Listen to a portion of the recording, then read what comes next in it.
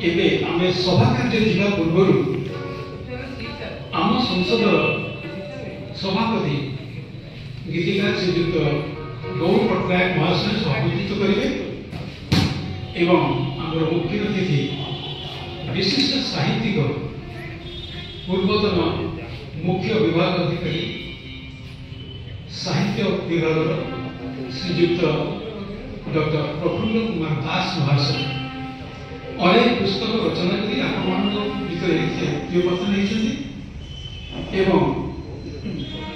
कर अध्यापन समय अनेक छात्र से सृष्टि कर यशस्वी होती संसद सभापति महोदय आमर मुख्य अतिथि महोदय को अनुरोध करी सभा मंच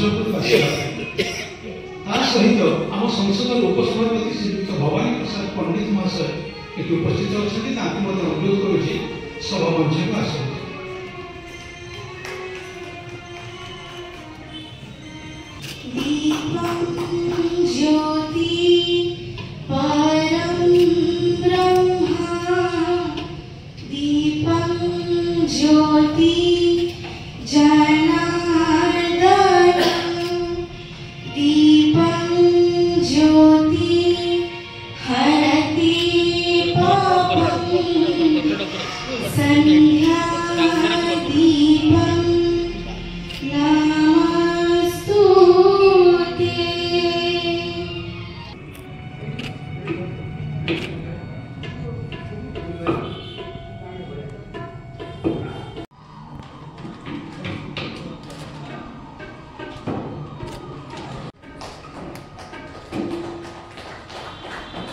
इन्ना झा से गोटे भजन गान करते हे चंका मायनी अवधि जार रचयिता निजे गीतिकार नगेन्द्र महापात्र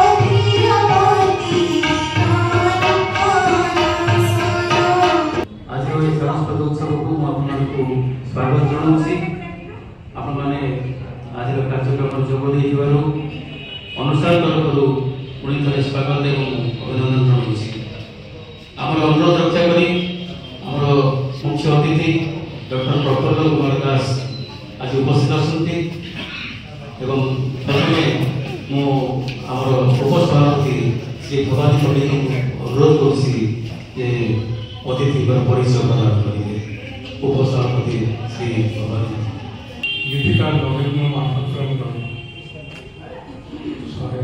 101 मुक्ति अवसर उत्सव सभापतित्व करथिबा गीतिकार श्रीयुक्त गौर पट्टनायक एवं आज मुख्य अतिथि डॉक्टर प्रफुल्ल कुमार दास महोदय आपण जो मैंने नगेन्द्र महापात्र भल पाती गोटे उपस्थित होती आम निमंत्रण रक्षा कर जो दुई जन मंचासीन अच्छा जहाँ परिचय देवाई सभापति निर्देश देते मुझे चिंता करूँ दुई जन महान व्यक्तित्व ପରିଚୟ ଦେଇ ଅଯଥା ସମୟ ନଷ୍ଟ କରି ଆପଣ ବିଭିନ୍ନ କାର୍ଯ୍ୟକ୍ରମ ଭିତରେ ଅର୍ଥ ପାଇଛନ୍ତି। ଏ ଦୁଇ ଜଣ, ଜଣେ ଗୀତି କବିତା କ୍ଷେତ୍ରରେ, ଜଣେ ସାହିତ୍ୟ କ୍ଷେତ୍ରରେ ଓଡ଼ିଶା ଦୁଇ ଜଣ ଉଜ୍ଜଳ ନିର୍ଦ୍ଦେଶକ। ଶ୍ରୀଯୁକ୍ତ ଗୌର ପଟ୍ଟନାୟକ ମହୋଦୟ ସାହିତ୍ୟ ଏକାଡେମୀ ପୁରସ୍କାର ପ୍ରାପ୍ତ, ଅନେକ ଗୀତ ଲେଖିଛନ୍ତି, ଅନେକ ବହି ଛାପିଛନ୍ତି। ରେଡ଼ିଓ ଖୋଲିଲେ ଆଗକୁ ବହୁତ ଥିଲା,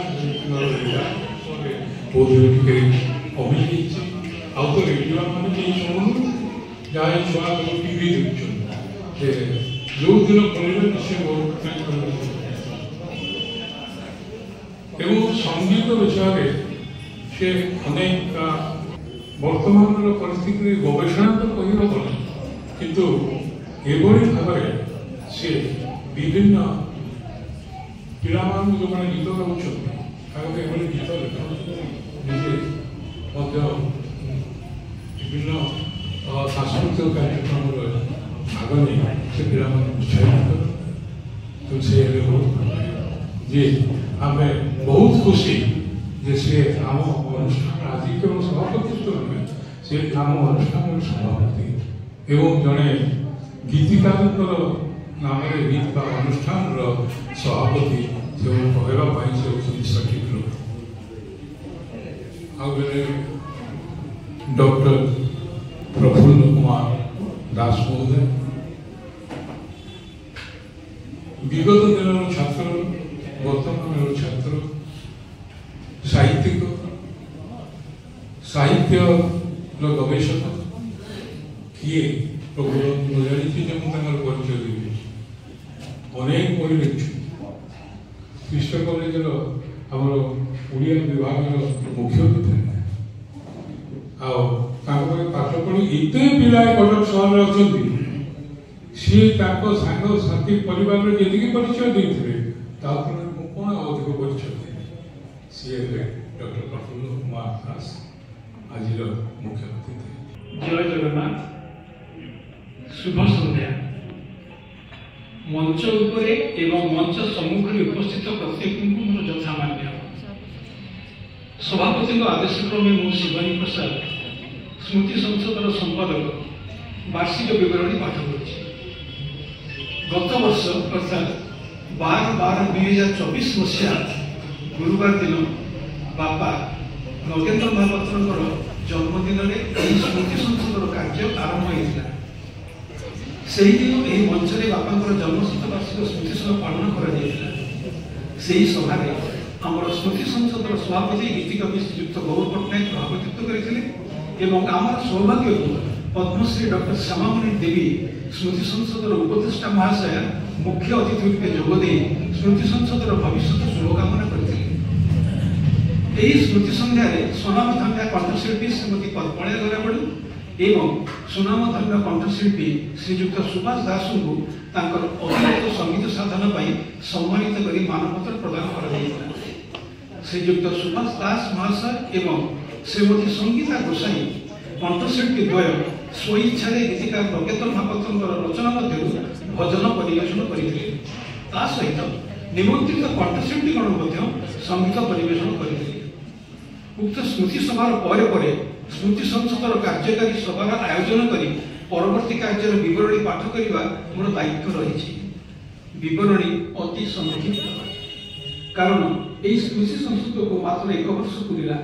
ଯେପରି କଥାଟି ଅଛି, ଅଭ୍ୟାସ ବଢ଼େ ଶିଶୁ ତଥା ଶିଖଇ କ୍ରମେ କହି କଥା, ଥରକୁ ଥର ପଢ଼ି ତଳେ ଚାଲୋଇ ଅଭ୍ୟାସ ବଢ଼େ। ଠିକ୍ ସେହିପରି ମନ୍ଥର ଗତିରେ ଅନେକ ବାଧାବିଘ୍ନ ସତ୍ତ୍ୱେ ଅଳ୍ପ କିଛି ଆଗେଇଛୁ।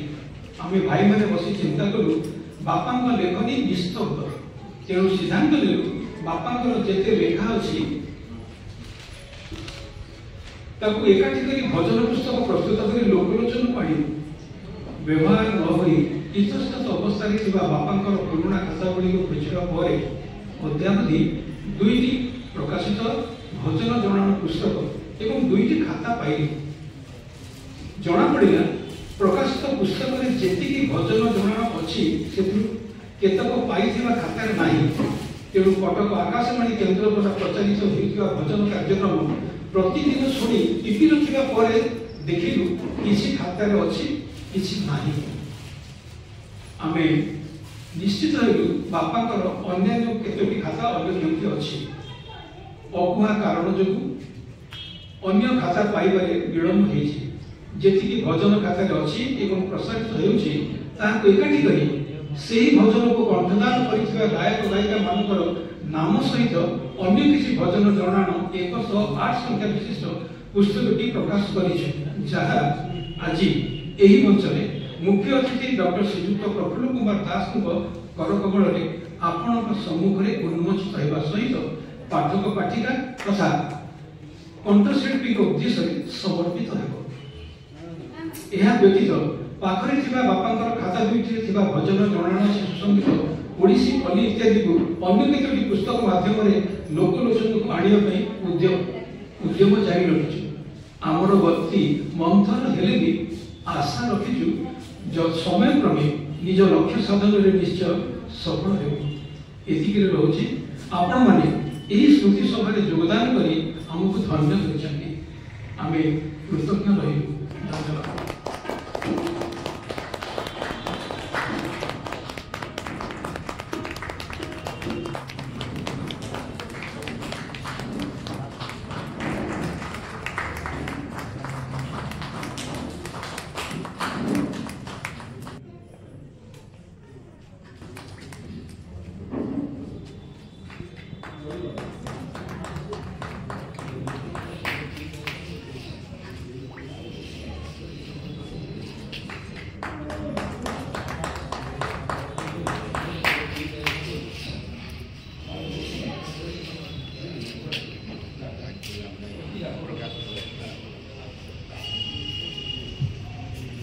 किशोर महांती डॉक्टर किशोर महांती प्रथम अनुरोध कर श्रीयुक्त महेश्वर राव महोदय को मंच को आसवा अनुष्ठानिक भाव में संबोधित कर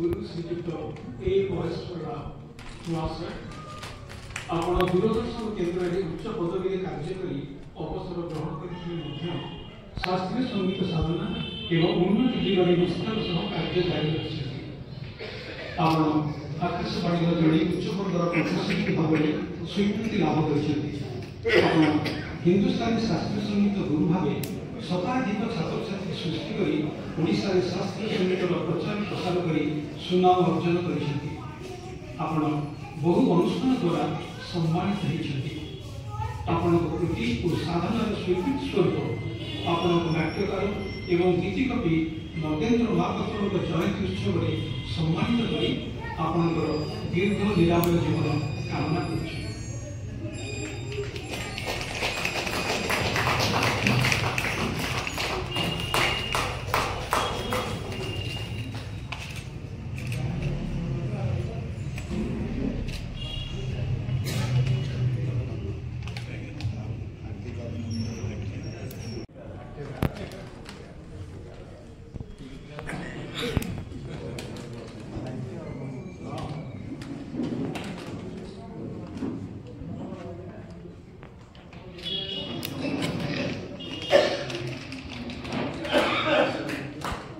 डॉक्टर किशोर महांती महाशय आपण समकालीन ओडिया नाटक जड़े सफल यशस्वी स्रष्टा बहु मंच नाटक और बेथा नाटक रचना करने निर्देशना दे आप सुनाम अर्जन कर नाटक रचना छड़ा आप गीति कविता और शिशु साहित्य रचना एवं युगप्रभा साहित्य पत्रिका संपादना कर सुनाम अर्जन कर बहु अनुष्ठान द्वारा आप सम्मानित होती आपण कृति और साधनार स्वीकृति स्वरूप आपण नाट्यकार एवं गीतिकवि नगेन्द्र महापात्र जयंती उत्सव में सम्मानित कर आपण दीर्घ निरामय जीवन कामना कर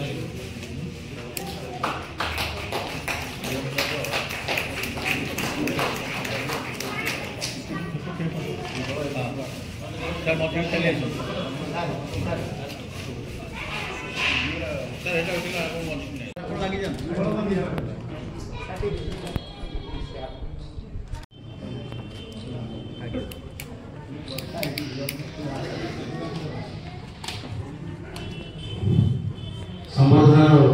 उत्तर संकेत दाबी मुझे बड़ा अनुरोध होछि।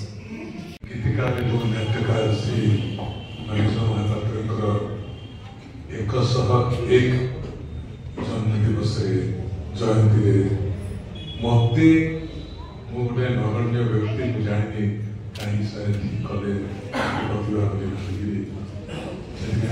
निजर कृतज्ञता ज्ञापन करुच्ची। नगेन्द्र सागर मोर आग इंटराक्शन दूरदर्शन जॉइन करती मोर मन पड़े जे मोर इंटराक्शन गोटे गीत मुझे गाई मन नहीं बहुत दिन तल कथा है मत जो सम्मानित कर निजक धन्य मन करुच्ची।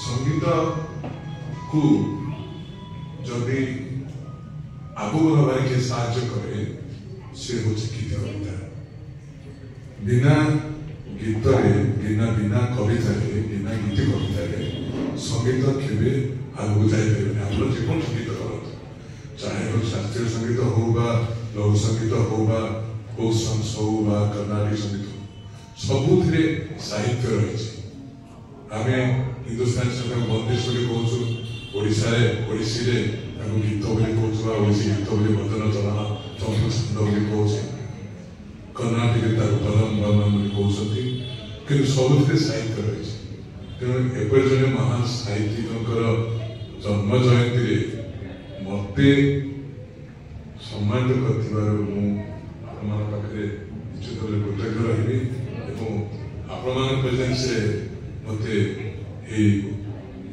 संबंध देकर समस्त प्रणाम करुच्ची आशा करुच्ची आहरी केते प्रतिभा समस्ते यही धारा सम्मानित करेंगे। जय जगन्नाथ।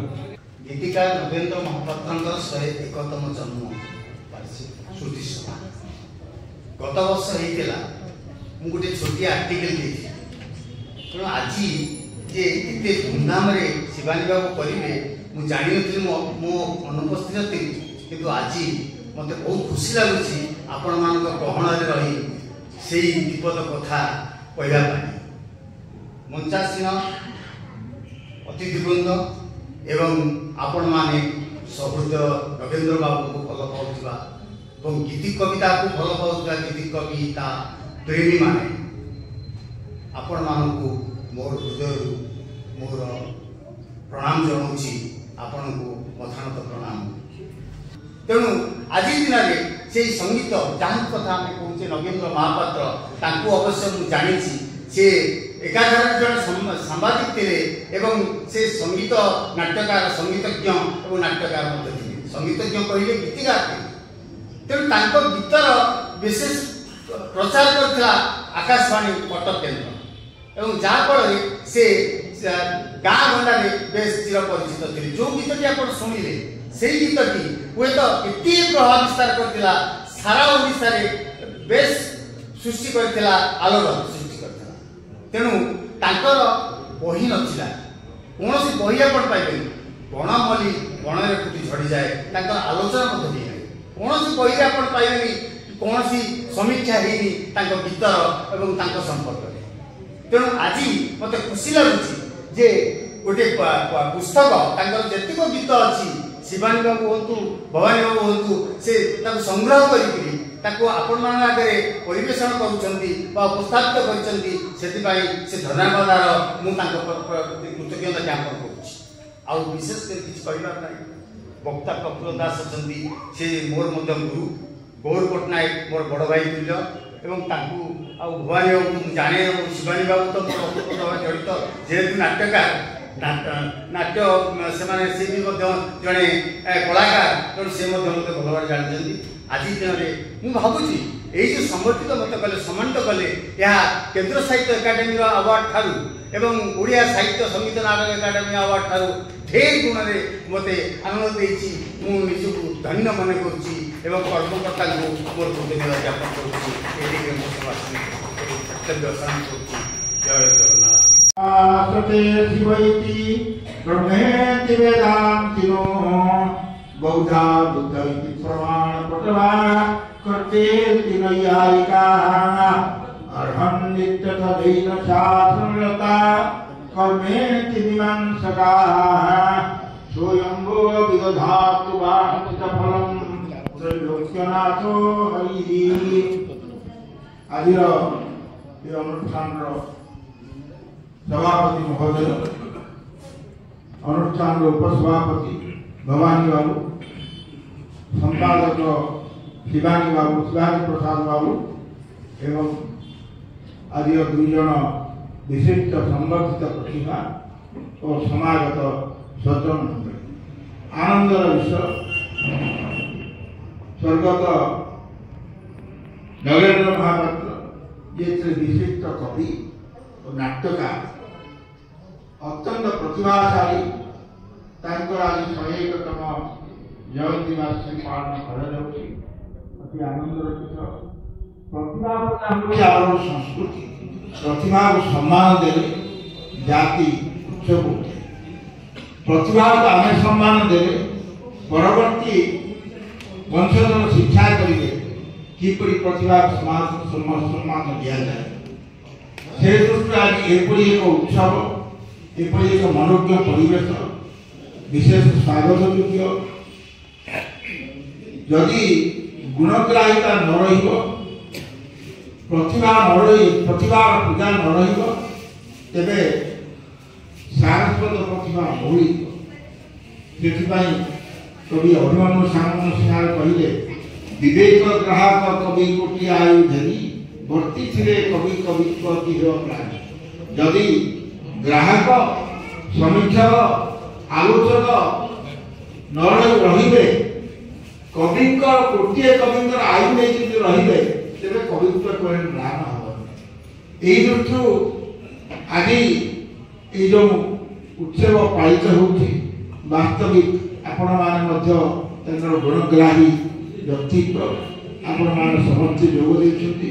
से दृष्टि प्रथम आपण मानक अभिनंदन रोची एवं शुभेच्छा जनाऊँगी। आज हूँ विशिष्ट नाट्यकार एवं गीतिकवि नगेन्द्र महापात्र 101तम स्मृति दिवस। आपण मैंने होती नगेन्द्र बाबूर गुणग्राही व्यक्ति विशेष। मु समस्त अनुष्ठान तरफ धन्यवाद अर्पण करुचे। आज शीत संध्यार आम मैंने बहुत संख्या जोग दे आमको उत्साहित कर संपादक गोटे बही करने नगेन्द्र बाबू बही करने बहु उद्योग कर सफल होती आपण से दिया बही दयाकर पढ़े। ओडिशा हूँ प्रतिभा पूजार कार्यक्रम विभिन्न स्थान में आयोजित होती। अनेक अच्छा जो मैंने बहु विशिष्ट व्यक्ति चलीगले अनेक लोग भूली गले किंतु नगेन्द्र बाबू पिला माने बापा स्मृति रक्षा से बहु भाव उद्यम कर धन्यवाद अर्पण कर।